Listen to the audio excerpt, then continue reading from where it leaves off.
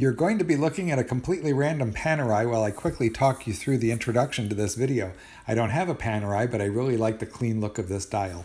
Anyway, here's the thing, guys.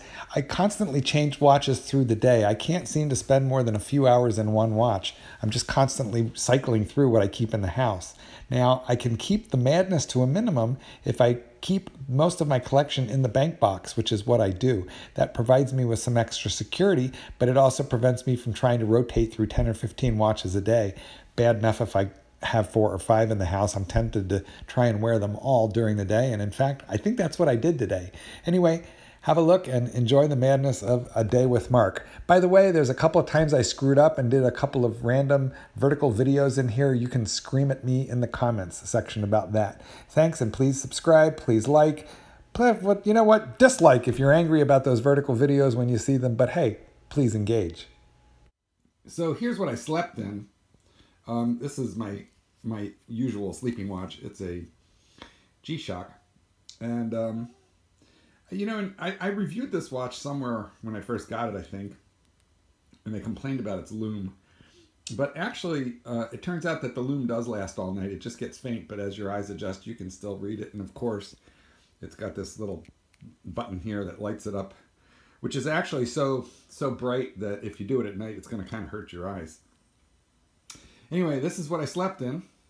And let's take a look at what I'm wearing now in terms of a quick current wristwatch check.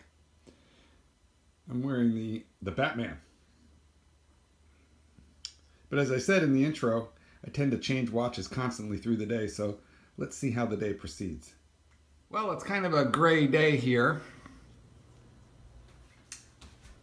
The artwork looks good though, and it's about an hour later. I put that BLNR, the Batman, I put that on at about, I'm just kind of giving you a quick video tour of the room while I jabber. There's Tippy, there's Scooter.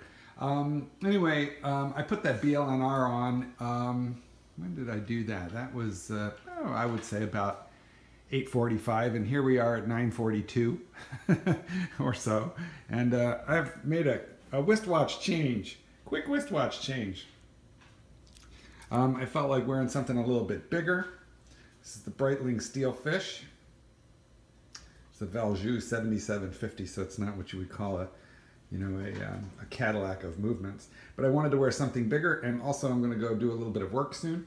And when I'm training dogs, I don't like to be banging my watches. I don't like to bang a Rolex into a dog kennel, guys. So I put something like this on. This, I think, is kind of a love it or hate it watch. I love it, but I understand some people are going to hate it. Nice little domed, slightly domed crystal. I'm a sucker for dive watches, and I like a chronograph, which I rarely ever use that complication, but I do admire it. But much more likely to use the dive bezel on this. Frankly, I find those little subdials hard to read, but I also love the day-date complication, and I love these loomed Arabics. So, tell you what, give me a minute and I'll go get you a loom shot of this. Here we have a beautiful daytime loom shot. Look at that. This is just beautiful. And look at that little triangular tip, almost like a flame tip on the chronograph seconds hand.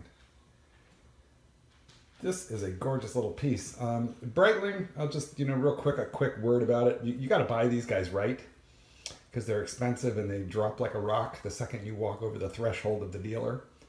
So I bought this on the secondary market for a crazy good price. So if I ever want to get out of it, I can. But I don't know, man. I think this is a keeper. It's 44 millimeters. It's thick. It's a man's watch. All right. Let's see how long I can wear it. I know. I'll turn on the chronograph. That's what I'll do. I'll turn off on the chronograph, and I won't turn it off again until I go to change out this watch, and we'll know exactly how long I wore it. Okay, guys. Wait, I think my lens is dirty. Hang on. This is a class operation.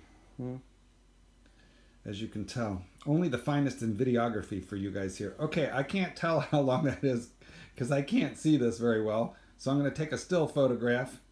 Yeah, I'm wearing contacts today and they don't allow me to read. So however long this has been, that's how long I've been wearing it. think it's over an hour. I can't tell. This is why I don't like wearing this thing.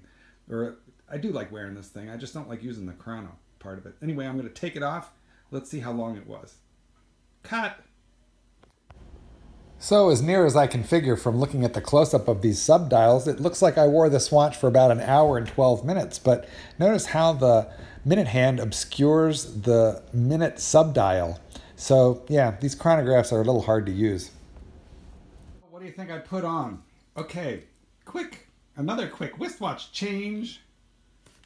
I have put on another Breitling, but this is a much finer Breitling. This is the Galactic Unitime Sleek T World Timer, and that outer bezel is tungsten carbide. You can't scratch it. I mean, I have banged this puppy into a lot. Now, mind you, this bracelet and this clasp, oh, you can scratch that easily, and I have. But very hard to scratch that outer bezel, and I love that world time calculation inner bezel, right?